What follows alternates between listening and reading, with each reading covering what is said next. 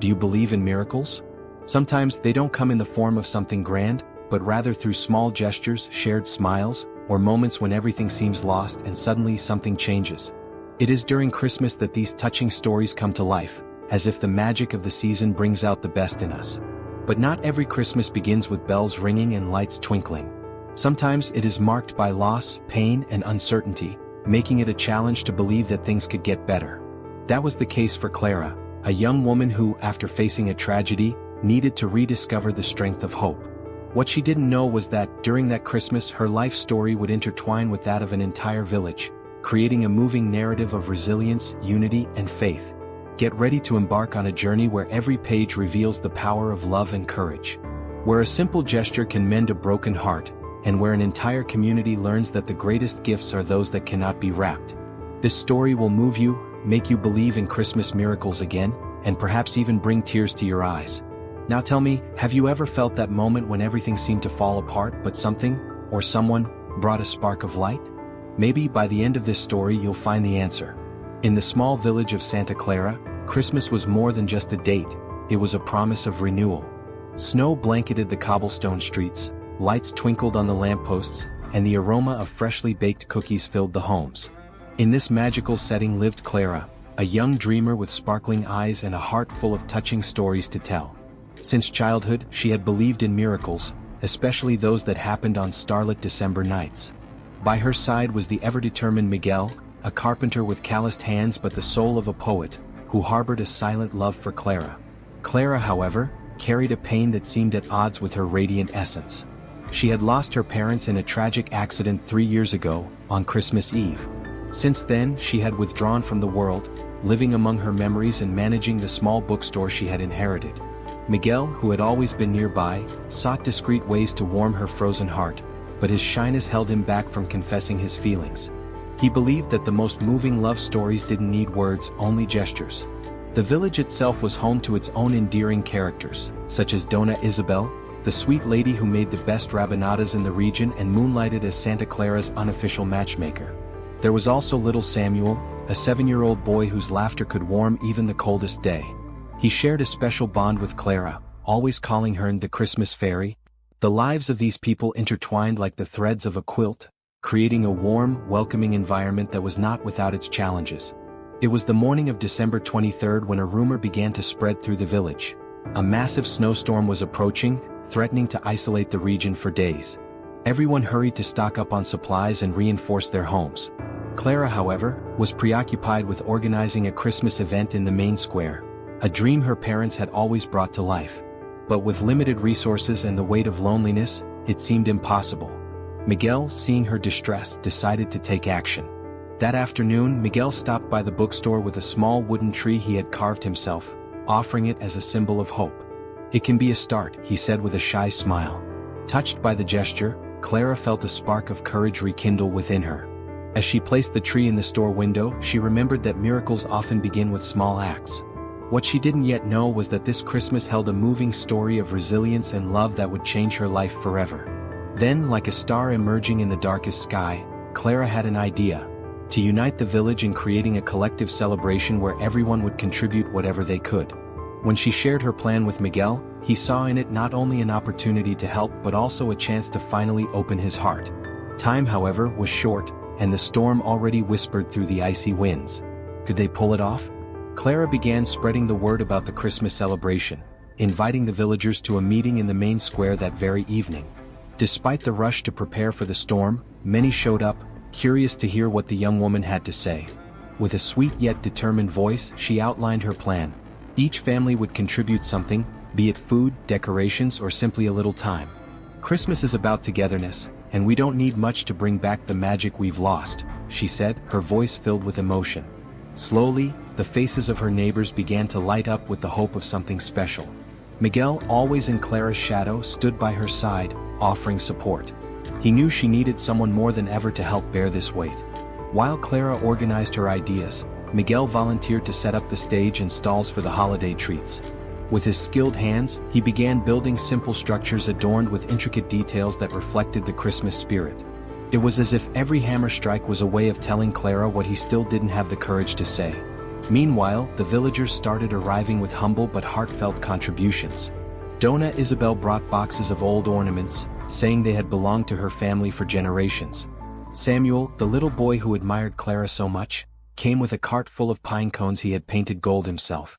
These small acts of kindness and collective effort created a magical atmosphere, momentarily dispelling the fear of the approaching storm. However, not everyone was convinced the event was a good idea. Some of the more skeptical neighbors murmured that it was a waste of time, claiming the storm would ruin everything. "Why waste energy on something that might not even happen?" questioned Mr. Anselmo, the village baker. Clara, however, remained undeterred. With determination she replied, "It's precisely because we don't know what will happen that we need to try. Christmas is made of touching stories like this, where faith and unity can change everything." With every task completed, Clara and Miguel seemed to grow closer. As they decorated the main Christmas tree, made from ornaments donated by the entire village, Miguel rehearsed what he wanted to say to her. Yet every time he opened his mouth, someone interrupted, asking for help, or Clara, preoccupied with preparations, shifted her focus elsewhere. Still, he didn't give up, believing the right moment would come. After all, the most moving love stories are those built with patience.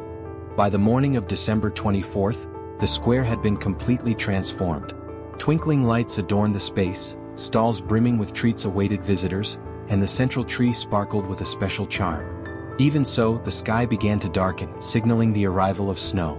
Everyone glanced upward with concern, but Clara remained steadfast. "We still have time. Let's show that nothing can stop the magic of Christmas," she said. Hearing her words, Miguel felt an even deeper pride for the woman he so greatly admired. With everything set, only one task remained: spreading the spirit of Christmas to the most hardened hearts. But could Clara and Miguel overcome the cold and the skepticism of some villagers? As the first snowflakes began to fall, they realized the real challenge was just beginning. By early afternoon on Christmas Eve, the first villagers began to gather in the square. Despite the biting cold and the looming storm forecast, there was something in the air that no one could deny, a blend of anticipation and human warmth that seemed to defy logic. Clara moved through every corner, organizing last-minute details, greeting neighbors, and encouraging those still hesitant. "Today is the day when touching stories begin to be written. Let's make this Christmas unforgettable," she said, her infectious smile spreading hope throughout the crowd. Miguel, for his part, remained discreet but no less involved. He worked behind the scenes to ensure everything ran smoothly, making sure the lights on the main tree stayed lit and the stage was ready for the children's choir performance. As he worked, he watched Clara from a distance, admiring her strength. Yet something unsettled him. The sky was darkening rapidly, and the icy winds were growing stronger. He knew time was against them but chose to keep his worries to himself. The celebration began with the children's choir, led by Samuel, who moved everyone by singing Silent Night with a sweetness that brought tears even to the hardest hearts. The square erupted in applause and smiles, and for a moment, everything seemed in perfect harmony. Donna Isabel handed out her famous rabanadas, and families shared touching stories around makeshift fire pits. Watching the growing unity among the villagers, Clara felt a renewed sense of hope. For the first time in years, she believed that Christmas could indeed be a miracle. But the peace didn't last long. A strong gust of wind swept through the square, toppling some decorations and extinguishing the candles adorning the tables. The gentle snowfall quickly turned into an unexpected blizzard, and many began to rush home, fearing the worst. Clara, however, refused to be intimidated. "Please stay. Together we're stronger than any storm," she shouted, trying to calm the rising panic. Miguel, hearing her plea, rushed to her side, took her hand and said, "We're with you, Clara. We're not giving up now." Even so, the situation seemed to spiral out of control. Some families decided to leave, insisting it wasn't worth the risk. Sensing Clara's growing doubt, Miguel came up with an idea. He climbed onto the makeshift stage and called for everyone's attention. "Christmas is about overcoming and having faith," he began. "We're not here just for a celebration, but to show that we can stand strong as a community, even in difficult times. Let's finish what we started." His words struck a chord with the crowd. Inspired by his simple yet heartfelt speech, many chose to stay, driven by the newfound sense of purpose and unity. Slowly, the celebration came back to life despite the cold and the relentless falling snow. The lights on the main tree flickered but never went out, standing as a symbol of resilience. Donna Isabel organized a group effort to gather the fallen decorations, while Samuel and other children ran to help. Clara, moved by the sight, realized she wasn't alone in this journey. For the first time, she looked at Miguel differently, seeing in him not just a friend but someone who had always believed in her. As night began to fall, the storm seemed to intensify. Yet, in the heart of the square, there was something stronger than the wind: the unity and love that each person brought with them. Clara and Miguel knew, however, that the night was far from over and that the true Christmas miracle was yet to come. With darkness finally blanketing the village, the square seemed to shine even brighter, defying the storm's gloom. Despite the howling winds, those who had stayed began to sing together, led by Samuel and his impromptu choir. The melody was simple but filled with profound meaning.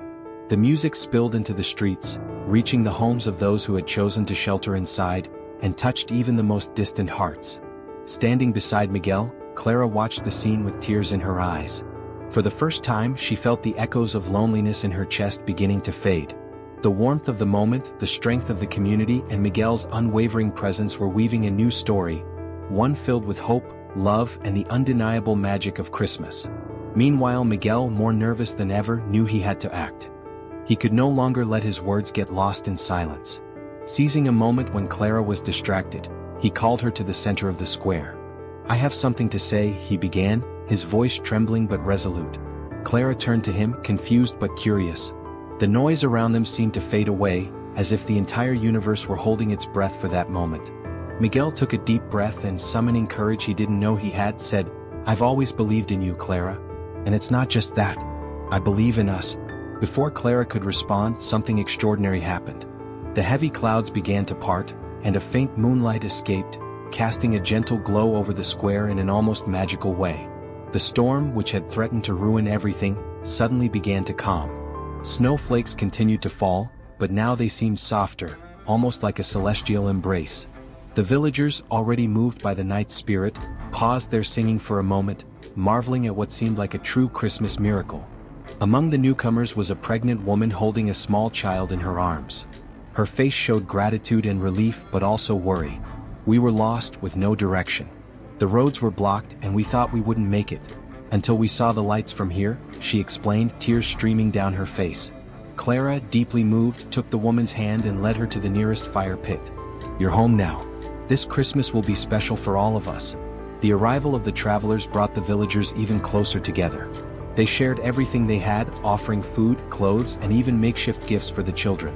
Clara, who had long felt alone in the world, realized that the true essence of Christmas wasn't in grand gestures but in the touching stories born of unity and generosity.